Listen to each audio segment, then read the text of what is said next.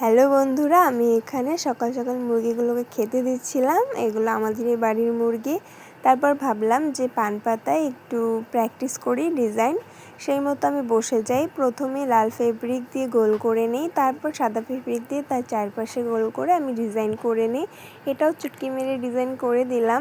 আসলে এক হাতে ক্যামেরা করে আর এক হাতে ডিজাইন করতে প্রবলেম হচ্ছিল, তাই আমি এরকম করে ডিজাইন করে তারপর তোমাদের ভিডিওটা দেখাচ্ছিলাম।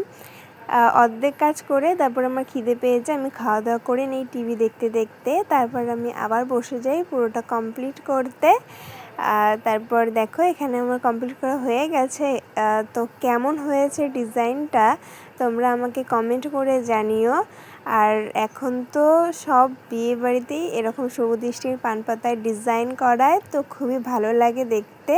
তো তোমরা আমার চ্যানেলটা সাবস্ক্রাইব করে দিও। চলো বাই।